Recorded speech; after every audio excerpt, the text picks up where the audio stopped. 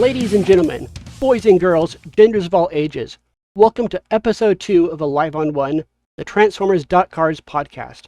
I am your host, the God King Lord Zero, and as usual, I have Hawkhammer here with me. Okay, first off, I completely forgot about the genders of all ages thing from the last episode, so that completely caught me off guard. And I guess we're still going with the God King motif. One day I'll find a way to overthrow you. Anyway, so if this is your first time joining us, this is the monthly Transformers TCG podcast covering everything that's going on in the community and what's going on behind the scenes with the design team. Zero, you've got some exciting things we're going to talk about. Today we're talking about Wave 9B Brutal Combaticons, from its original creation up into the recent Brutal Beta Bash that concluded last week. There's few people who know more about the TCG Combaticons than Technomagus, who is not only our head judge, but he was also on the team when the ARC was originally creating the Combaticons. Welcome to the show, Techno. I am the master wizard. Worship me, lest I sprinkle small sugary confection pellets upon you and feed your soul to the giggling little schoolgirls of hell. I stole that from an old podcast. Approved.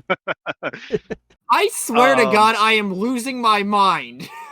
So, to be honest, I actually did not do a lot of work on Combaticons myself. The vast majority of the work in the design and development of the original Combaticons was done entirely by the ARC's art man, Mike Comic Man. So he was the one who came up with the original design for the Combaticons. And other than some small tweaks, they mostly went to print in the original ARC Wave 1 as they were designed, with a couple of minor stat adjustments here and there. So I guess really the big question there is kind of, do you know the original guidelines for kind of how they were trying to formulate him into the game? So I do have access to some old notes. Hang on, let me pull them up real quick. While he does it, I also kind of want to paint the picture. This would have been in 2020, shortly after the game was canceled. Yes. Yeah. So the first draft of the Combaticons was actually posted to our private Discord on July 27th of 2020. Okay. Back in the time when a year took 15 decades to resolve. Right. Yes. It was March. Then a bunch of things happened. And then it was still March. It was still March for the next 3 years. So to give you a couple of bits of insight into the very first draft of the Combaticons, Bruticus was 42 health. Excuse me, what? Yeah, wow. Okay, I didn't know. So his original stats was 7, 42, 1, Hold 3, Pierce 2, Tough 1. When combined, do 5 damage to an enemy leader.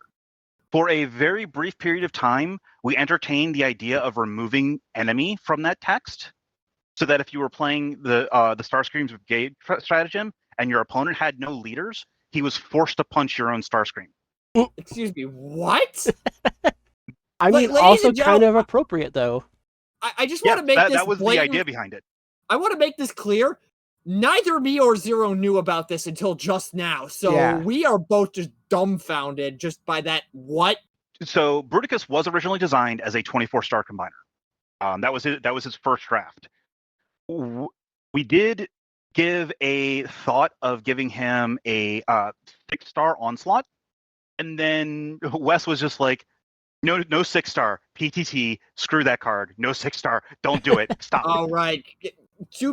So for everybody wondering why was PTT a concern, it's banned. Remember, PTT was not banned until I believe 2021 at some point. Yeah, I think it was 2021 too. The original Combaticons had a much higher stat line. They were much more aggressively slanted. Also, the original Combaticons were all mercenaries, not Decepticons. Yeah. Well, yes, the opportune cards were not even a blip on our radar at the time.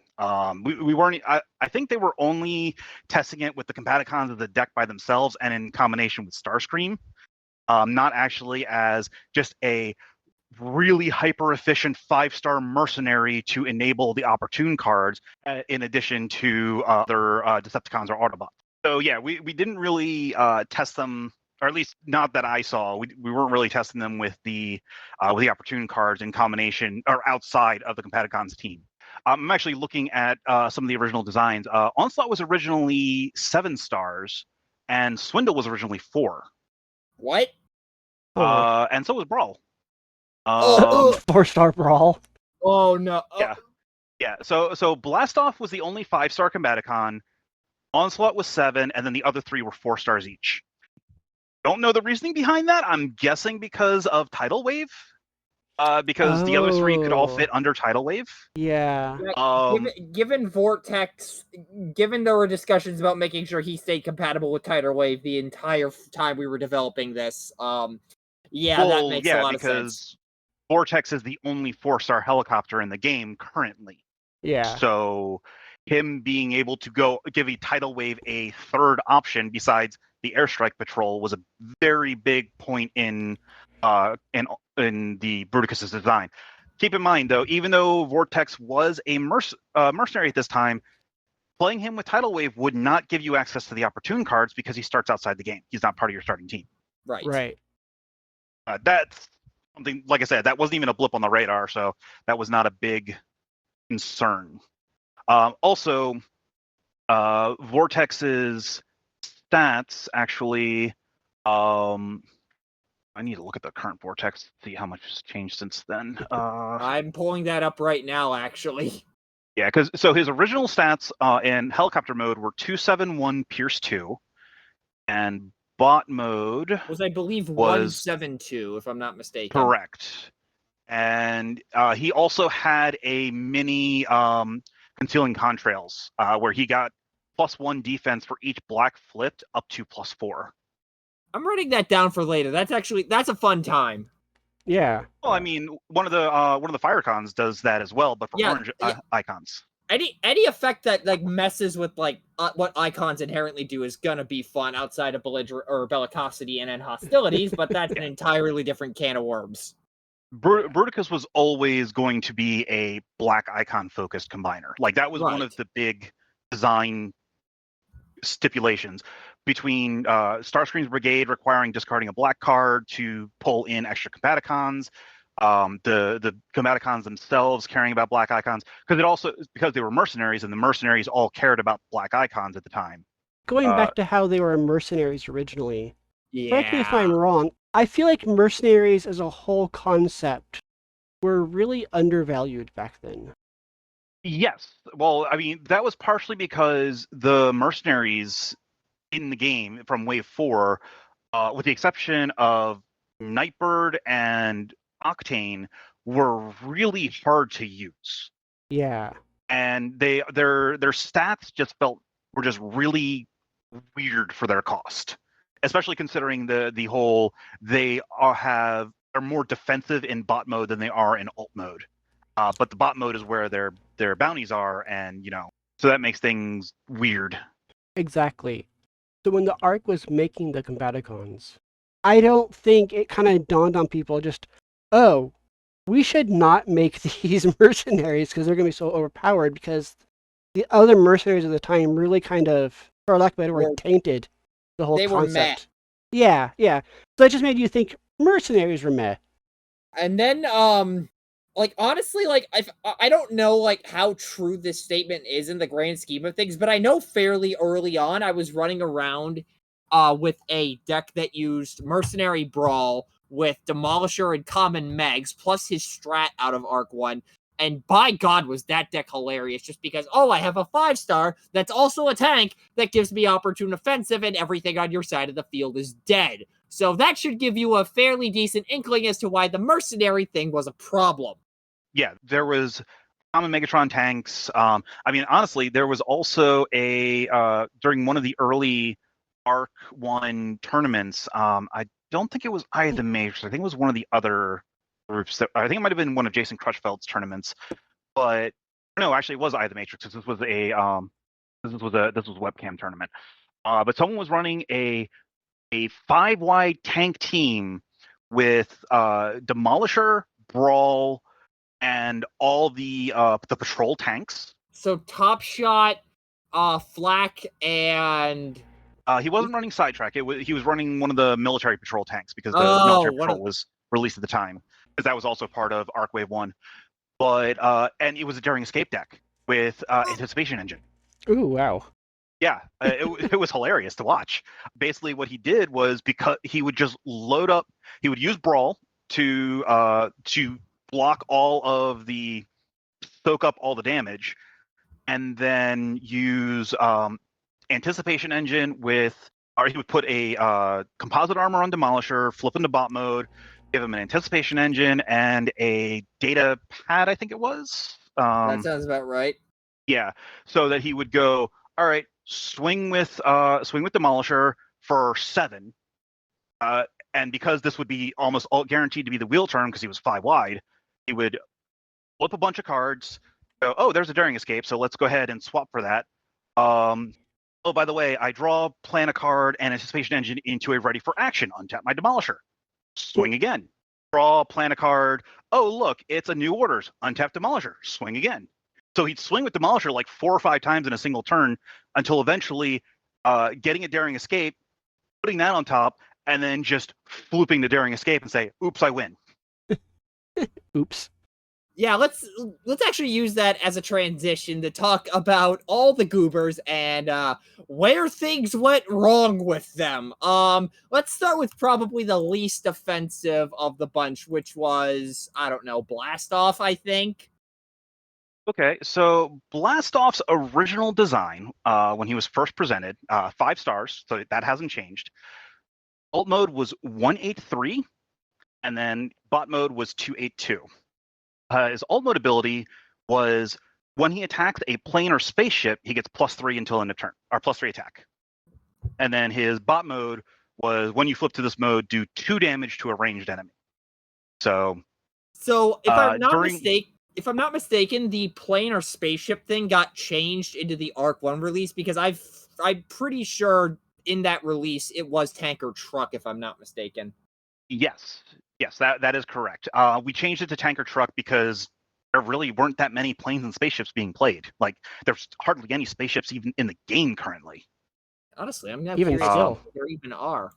But yeah, I think the big offender was that 2 damage thing. Like, I know during Season 1 Encounter 4, Legendary was running around with that, and I think that's really when people started to realize, oh, this goon is a bit of a problem. Yep, Legendary was actually a big reason why we dropped it to 1 damage, was because he was just siding in Blastoff and just spending all of his flips on Blastoff to keep pinging 2 damage, because ranged is one of the most, if not the most common traits in the game. Right, Yeah. because So he was I did the math a while back. This was like during like the Wave 4 days, but something like 43% of all characters had the range trait on 1 or more of their sides. So that just goes to show how ubiquitous the ability was. like Optimus, almost all the Optimuses are ranged. All of the Megatrons except for Starter Megatron is ranged. Eyeshadow is ranged. There's just so many ranged characters in this game. So Blastoff flipping, and Blastoff was basically a cheaper Thundercracker. Yeah, and Thundercracker was already like, well, he was meh, but he still had his niche uses, and then Blastoff is just like, yeah, what if we just crank that up to 11? Oh, unrelated, Right. I looked it up. 17 spaceships, including Blastoff. Meanwhile, there is 219 ranged. That's almost half the characters in the game. Good.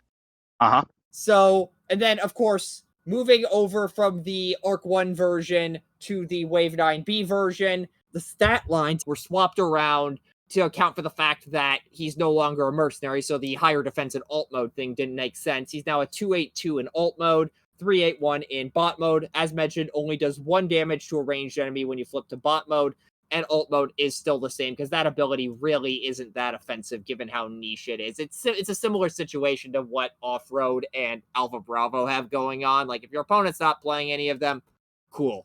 Yeah, and also he was moved to be a more offensive character because having a defensive character with a constant ping ability can be a really nasty thing, especially considering using stuff like showing off or what was it, the spaceship action from Wave 4. UFO? Yeah, UFO. Using those two, you can actually double ping with Blastoff. Yeah. If he starts in alt mode, you play one of those 2 actions, in the bot and back to alt, and then use your flip for turn to flip them again, and now that's 2 pings. So that's and there's another reason that he damage. should not do 2 damage, because that's 4 damage, and Yeah. So that's where how Blastoff got there. Why don't we jump to the battle cards real quick, because it only gets worse from here with the characters, and talk about Unfriendly Fire for a bit. So Unfriendly Fire actually came pretty late in their development. When was that first posted? So the first posting of Unfriendly Fire was it was July 31st, so about a month later. Or actually, not even a week later. Don't mind me. The original version of Unfriendly Fire, it was always a utility, always gave the +1. It was a mono black icon, so no, it was not black white, and it triggered when the attacker flipped black orange to deal 2 damage to them. It only shot the attacker, not any enemy. You said it was still 2 damage at this point, correct? It was still 2 damage at this point, yes. Okay, I just wanted to make sure I heard that correctly. Honestly, I think this one actually isn't that offensive. It definitely punishes aggro, because they need, if they flip black orange, then they're taking 2 damage. Right. Though 2 damage is definitely a large amount. Right. Especially in a game that's defined on characters surviving on 1 health. But of course, that original version is not how it was when it got released in Arc 1. No, when it was released in Arc 1, it was changed to hit any enemy, and it was also changed to when a white icon was added to it, and also changed to trigger on the opponent flipping 3 different colors of icons, which isn't as hard as it sounds with a lot of decks, because at least in a vacuum. In practice, I kind of sort of missed that a lot during recent games in the beta bash, but that's a whole nother issue. Most decks usually run some number of green and or white icons in a reasonable amount. So that's 2 of your colors right there, and then they're usually either base white or base orange, base black, or base blue. So there's your 3rd icon, and a lot of them splash black icons just for extra pierce damage. So now you're almost guaranteed to have 4 of the 5 icons in a given deck in a reasonable number. So the opponent attacks and does a normal flip. You're probably going to see decks like either majority orange or majority blue, and then some number of black, green, and or white icons during that flip, which means Unfriendly Fire is almost always guaranteed to trigger. Right, which is why we reverted it back to 1 damage when making the 9B version. We also removed the white icon just because of that consistency reason. It made the icon set just a bit too strong. It still retains its black icon, so it still fits the theme of the deck, and it still gives +1 defense. But at least right now, I should add this disclaimer in here. Everything still technically is in beta, so changes might still happen, but it's not going to be anything major. It might be like a stat tweak here or there. Well, this also brings it in line with the other Wave 2 combiner upgrades, because none of the this was the only Enigma combiner upgrade at the time that had more than 1 battle icon on it. Right. All the other ones except for Sunicron Swagger were single icon. Swagger had no icons at all. That card is actually really insane if you can get it off, but getting it off is the hard part.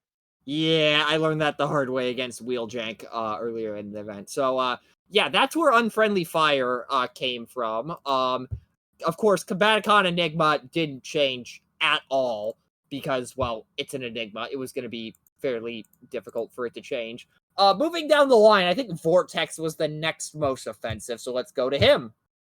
Okay, so Vortex's first design, like I said, his bot mode was 172 with the Concealing Contrails effect. Alt mode was 271, and his alt mode just had Pierce 2. So he did not have the discard effect at the time. It was changed before release to just be a flat discard when he flips, I believe, to bot mode. It was, it was to bot mode. Yeah. Which... Oh, there it is. Pretty much the reason that was a problem could be summed up by the fact that he was basically a 4-star major Shockwave. Yeah, that change was actually posted back in this early August. And that caused a lot of, or that just went through straight to print, and then started causing problems. Yay! But yeah, that was at least when we moved to the current version, which, by the way, stat line there is 270 in alt mode, 271 in bot mode. When you flip to bot mode now, it is just a reverse dive bomb, essentially. So flip to bot mode, your opponent reveals a card at random. If it's an upgrade, you scrap it, compared to dive bomb being in action.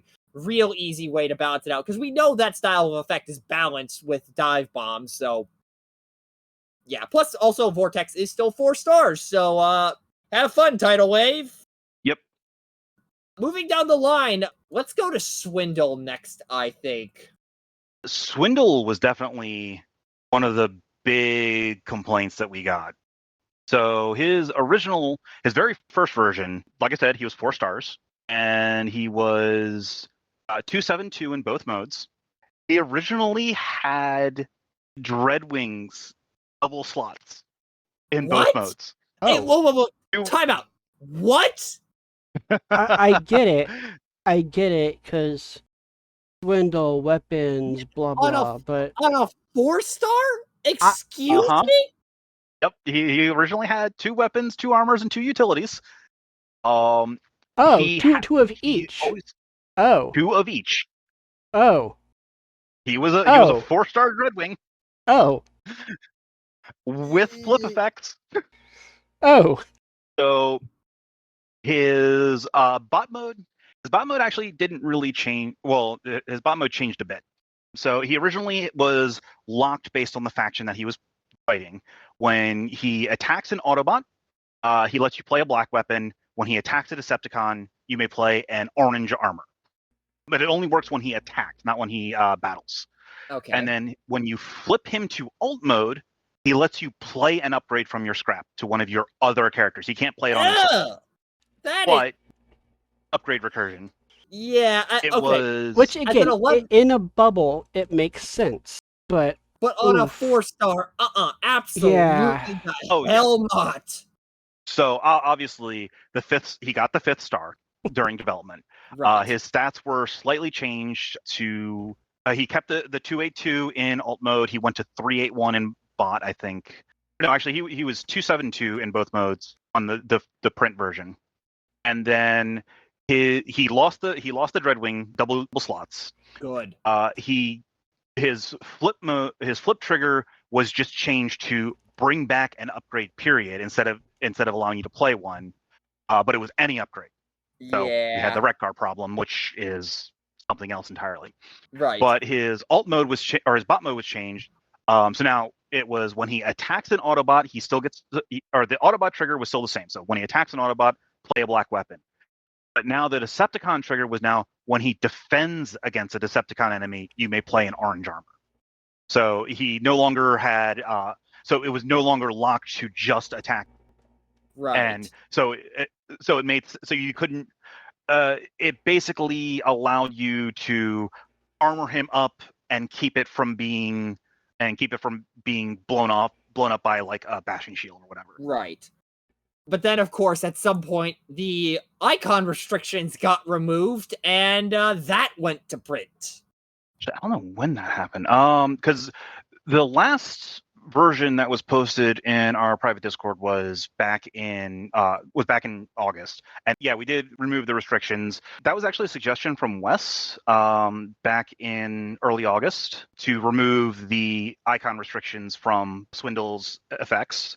Also, he was the one who suggested the Volcanicus style combined trigger. Basically, one of the last changes, Wes was recommending a couple changes.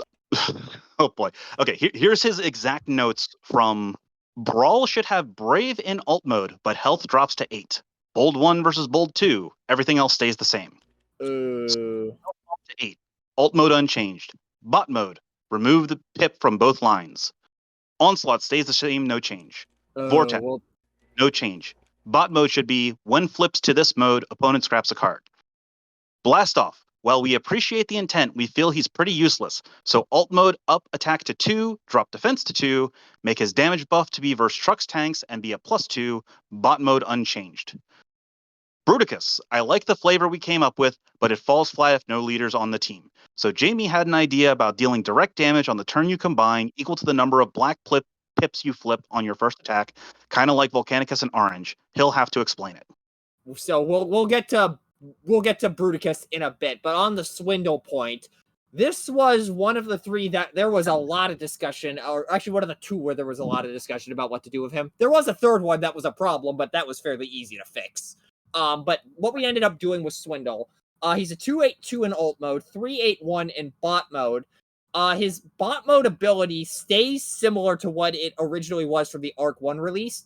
However, it is when this battles an enemy from a different faction, you may play a black weapon or armor onto one of your other characters that shares a trait with him. Notably, that means if you have another specialist on your team, you are able to put a upgrade onto them. So keep that in mind. It's not just Combaticons that it works with. And then alt mode is completely different. The recursion thing had to go away big time because a 5-star with recursion. Well, Ayuk, but that's a whole nother story. But Swindle, now in alt mode, is essentially Captain Wheeljack, but when you play your second upgrade. So if you go new designs, grenade launcher, bashing shield, boom, you get to draw a card. But yeah, that's basically it. Yeah. Because the recursion was definitely...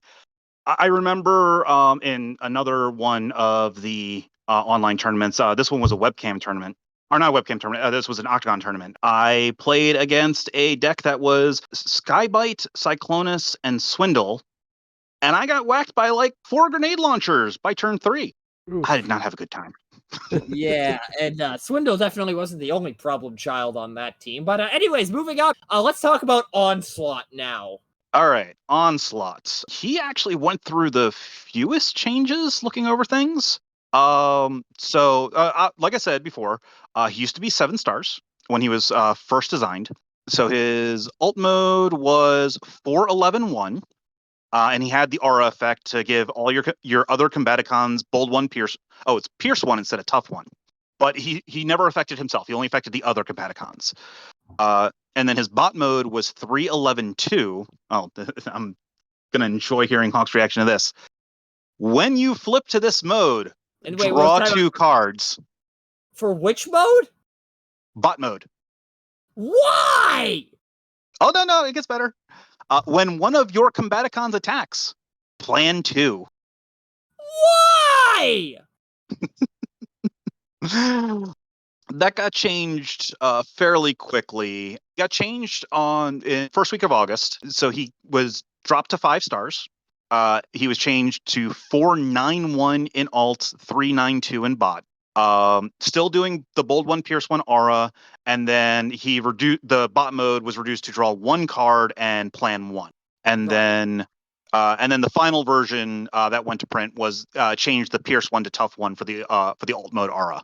Right, so this was one that was a bit of a sleeper when it came to discussing the development. None of us really were looking at this as a problem, and then I believe it was Ozzy and Wheeljack who started to realize just how nutty that bold 1, tough 1 unconditionally was on a 5-star, and that led to a lot of discussions, and eventually we ended up with the current version, which dropped the health to 8, gave him a 3/1 stat line in alt mode, 4/1 in bot mode, and alt mode still has bold 1, tough 1 spread, but it now also applies to Onslaught.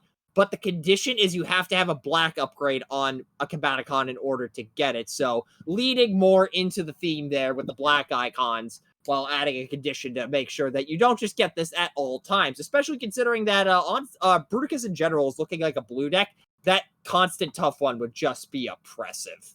And then for bot mode, the draw a card and planning thing was a bit of a problem as well, because free draw engine at 5 stars, which admittedly dead end is a thing, so that wasn't a problem. But then at stapling the plan 1 onto it was not a good idea. And plus, the draw 1 was also just kind of already done with dead end, so we ended up changing this a bit more to fit more Onslaught's theme as, bit of a tactician, And he denies enemies the ability to use plans. So similar to how Torox prevents enemies from repairing, Onslaught prevents them from planning. So have fun if your opponent decides to play some King Starscream shenanigans or something. Yeah, This is plan why isn't actually used that much because while it does let you set up your battle flips, it's also massive card disadvantage. Yeah. To be fair, neither is repair shenanigans unless your name is Vangelis. So, yeah, that's how Onslaught ended up where he is. And then there's Brawl. Oh, boy. So, Brawl. Techno's laughing. I can tell he's either in agreement with me or he's about to reveal something that's just going to make me fall to the floor. I mean, already mean, hearing that he was 4 yes. stars already did that. Right, but I feel like it's going to get worse. Okay, so you remember the Brawl that went to print, right? Yep, which, by the way, for those of you who weren't around when that happened, he was originally 373 in alt mode, 471 in bot mode, 5 stars. He was brave and bold 1 in alt mode, bot mode. Enemies can't use brave or stealth. When this attacks an enemy that has an armor, do 1 damage to that enemy. Even when you ignore the infinite Brawl shenanigans with the original version of Starscream's Brigade, this thing was fucking insane. All right, so let's go over some differences. So, like I said before, he was first designed at 4 stars. His alt mode was different. He didn't have Brave, he didn't have Bold. Instead, he said, when you flip to this mode, look at your opponent's hand. What? For each card that has at least 2 orange, your opponent chooses one of their characters and does 1 damage to it. Huh? Why? Like, I like the effect, but on a 4-star? So one thing you need to understand while we were designing Arc 1, now granted, this was before I joined the Arc. These first drafts were before I officially joined the group. But Wave 5 had released, completely upset the meta. Orange on orange black was everywhere. Sky Shadow was just dominating everything. So a big focus of Arc 1 and the designing and the main manifesto behind the designs of a lot of the cards in Arc 1 were fuck Pierce, fuck Sky Shadow. And also give everyone back then credit on the team. Everyone was looking at Wave 5. That was what you compared things to. And we already know the problems that Wave 5 had. Mm-hmm. And to be fair, banning things wasn't necessarily on the table at the time because that just felt unfair, if I'm not mistaken. That was the rationale at the time. Eventually, we came around to realize, okay, WotC stuff ain't sacred. Let's just ban it if it needs to be banned. And yeah, it's part of it was being sacred, and also part, like, we weren't as organized back then, right? These were all made, when I say in a bubble, I mean within the group itself, right? This wasn't our team now is larger than that was then. Right. So you take that into account. There was really no way that any bans could have really stuck. Nowadays, with how coordinated everything is, bans absolutely can stick in general. But you haven't talked about bot mode. What trauma nonsense are you going to put on me this time? Okay, well, he didn't stop Brave. He only stopped Stealth. However, instead of pinging an enemy who had an armor, he got Bold 2. Also, he had 8 health. I'm not sure whether to, like, lose my faith in humanity right about now. I don't know. But, of course, all that changed to the version that I ranted about going into this part of the discussion. And that obviously could not stand. This was the easiest thing to change in the world. So what he is now, 172 in alt mode, 272 in bot mode, only has Brave in alt mode. Bot mode is a reverse Fireflight. He gets +1 defense if he has 4 or more damage counters. Nothing on the original version could have stuck. So speaking of the current version, I actually really wanted him to be a full reverse Fireflight. So he would have been 2-1 in alt mode, 1-2 in bot mode, and then with the +1 defense at 4 or more damage.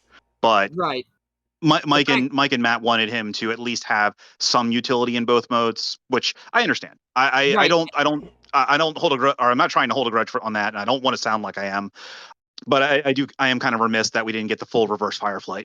But also, he's a tank, so he kind of innately kind of had to have high defense because, well, Yeah. tanks. So remember that last bit of notes from Wes that I mentioned earlier? Yeah. A midpoint version of Brawl when he was first bumped to 5 stars, had the same bot mode with the do one damage to the enemy instead of getting bold 2 when attacking. Still Right. didn't turn off Brave, only stealth.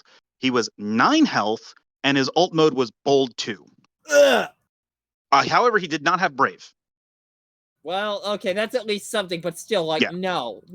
Yeah, so it was Wes's final, the final set of changes that Wes suggested was what put him to Brave, Bold 1, dropped his health to the 8 that he printed with, and also gave him the turn off Brave in bot mode. Yeah.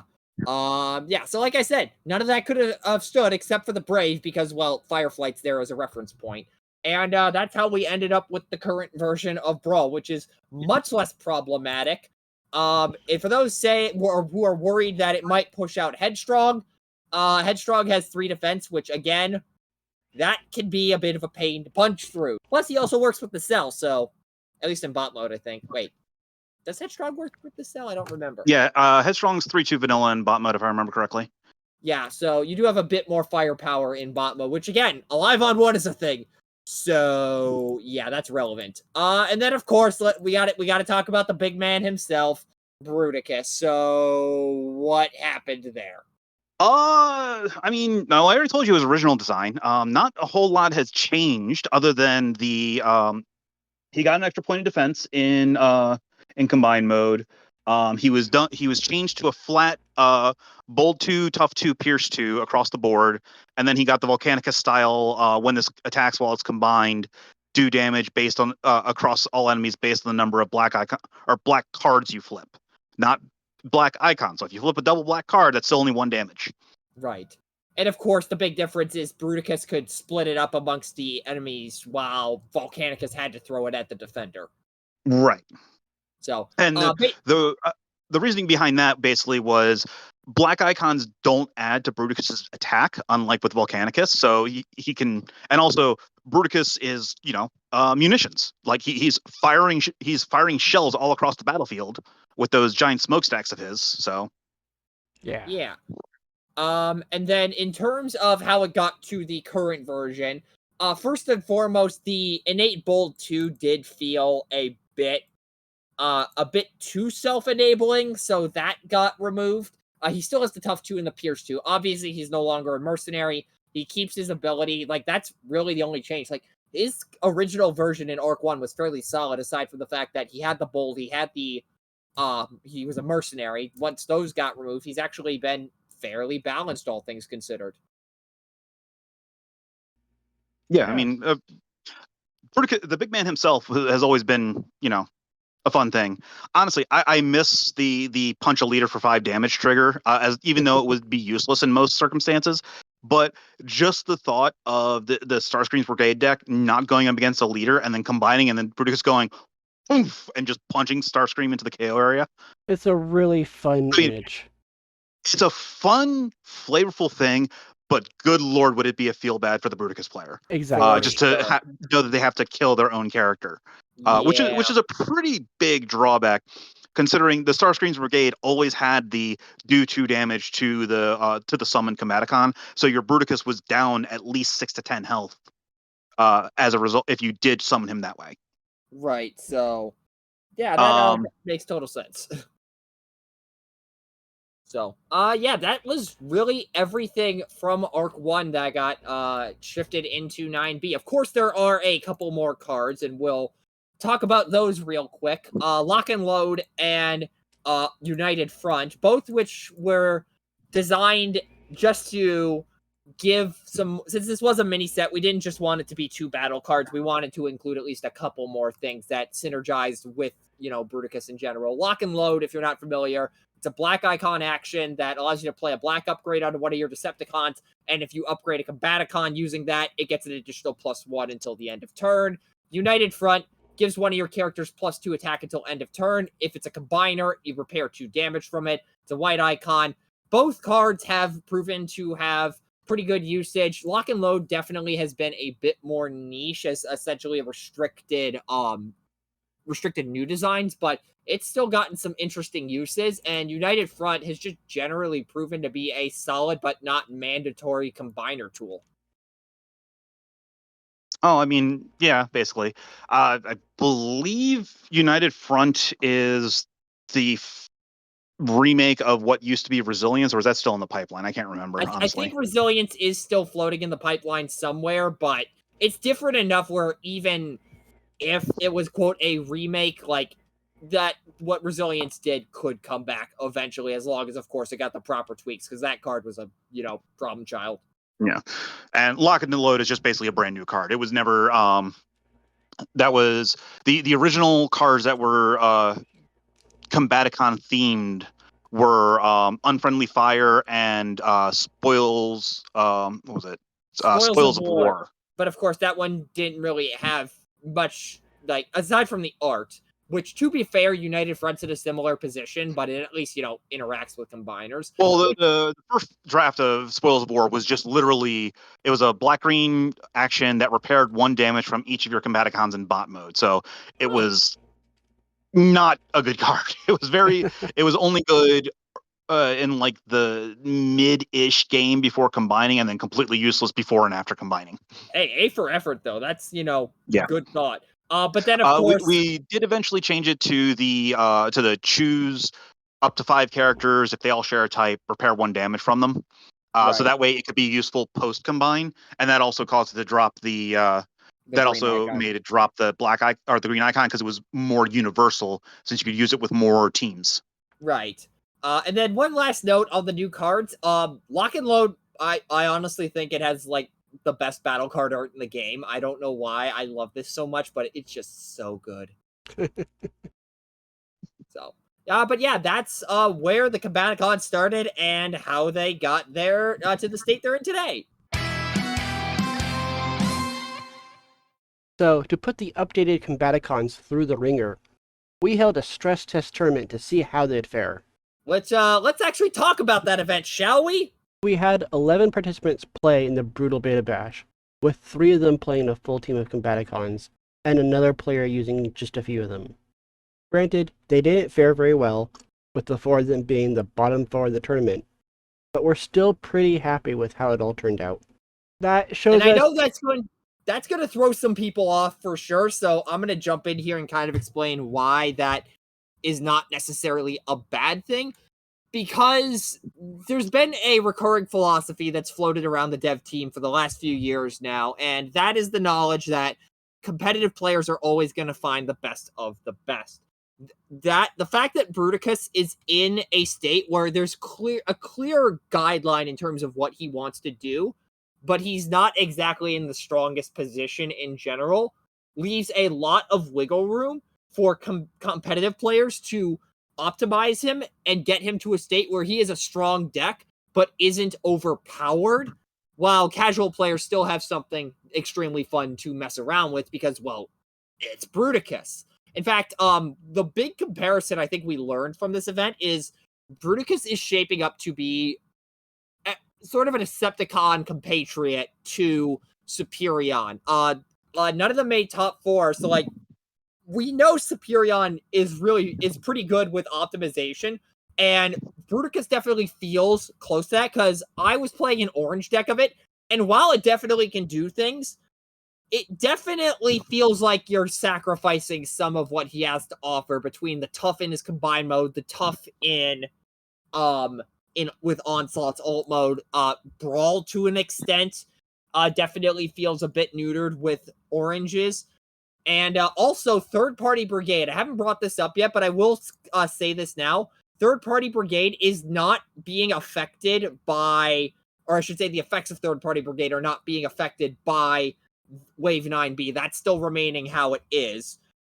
We definitely learned that, given how much more we pivoted into the Black Icon theme with the 9B versions of these cards, that the restriction on it is definitely much harsher now, and with it, you definitely want to play blue, because it doesn't nearly stuff your flips as much compared to if you're running an orange deck where you're losing attack and pierce compared to a blue deck where you're probably just going to be losing a point or two of pierce, but also going to be having secondary sources of it much more frequently to make up for that. Yeah. And as Techno mentioned, there's still a stratagem that's not released for the Combaticons. Right. Starscream's Brigade. So we want room to still be able to work on the Combaticons. That way, like, for example, when Starscream's Brigade comes out, that he doesn't suddenly then become overpowered. Right. Again, Starscream's Brigade is very much meant to be an alternative way to play Combaticons, not the definitive way. And if Bruticus is already inherently strong, throwing a 10-star onto that team is just going to make it inherently stronger, and we can't have that now, can we? Exactly. We're not entirely sure when that's going to be released just yet. Currently, I believe the internal scoop is that Wave 12 is what we're shooting for, but that is very rough, very subject to change. Yeah. And then in terms of what ended up winning the event, Metroplex. Yeah. He's still good. Which, still good. to be fair, in an event where a combiner is being tested, that is going to be a pretty strong pick. That's the other reason. Titan, oh, sorry, go ahead. Titans just clown on combiners all day long. Exactly. That's the long and short of it. And except Scorponok in weird situations, but I'm sure Zero would be happy to discuss that. you know, I didn't have too much of a problem with them in general. But that is kind of the other point. This was an event where everyone going into it knew they'd be playing Bruticus probably multiple times. So a lot of people were prepared for it. Bruticus had still done really good and made top 4, despite everyone knowing that they're going to be playing him. That would say a lot about how strong Bruticus still was. For sure. And definitely that adds into the point of the fact that he didn't make top 4 is indicative of his position in the game overall. And again, designing to be casual and letting the competitive players do whatever they want with him. So, and then one more note on the Beta Bash. Menasor. He's looking scary again. Yeah, at least given this event, yeah. He did pretty like, good. again, for context, like, Wheeljank has been toying with basically every combiner for the past, 2 years or something like that, probably longer. And he's been talking every once in a while about just how good Menasor could be at this point in the game with the coalition of actions available. He still didn't make top 4 with it. But he is getting better. It is I getting played him better. in round 4. That deck has some interesting tools. Yeah, but I'm willing to bet that the reason he didn't make top 4 with Menasor is because he brought a combiner to an event That's true. was with 100%. a bunch of anti-combiner decks. Yeah, Right. absolutely. Anyways, there's my little mini soapbox for the episode. I think we should move into kind of what is going on now that that event is over and what the next steps are.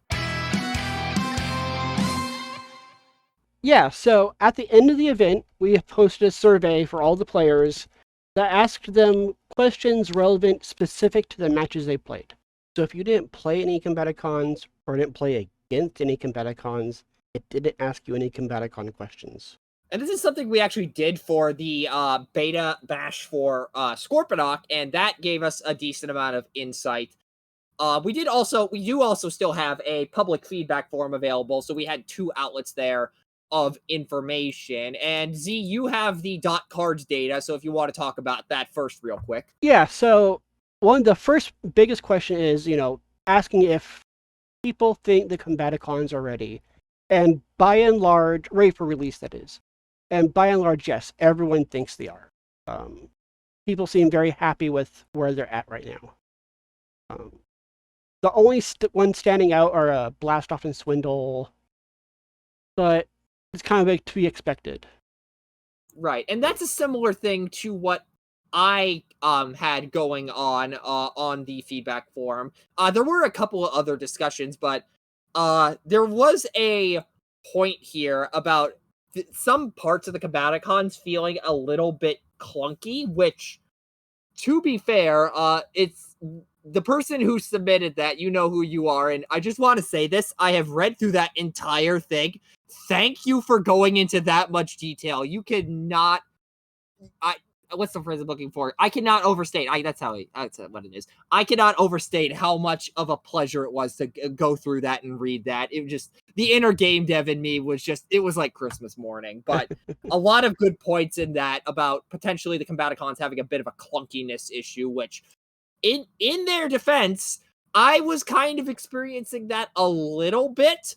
I can't comment too much on that because there still needs to be some discussions had on that. There's already been some surrounding it, but we just need to make sure that everybody's on the same page on certain things. But again, the general consensus is Combaticons are in a good spot. Maybe there's a couple of room for some tweaks to make a couple of improvements to really solidify things down, and then it'll be all ready to go. Yeah, I would expect it to be released here probably pretty soon. I'm very happy with the feedback received all around. Absolutely. So to everybody who submitted feedback, we can't thank you enough for that. Yes. Again, public feedback always helps us to guide these things. So if you have the feedback, submit it. The public forums are always available. And of course, in testing events, participants will get a dedicated form for them to help further guide information. Yeah. And as a little side note also from the survey, people are really happy with paddles. Oh, yeah. I love seeing that.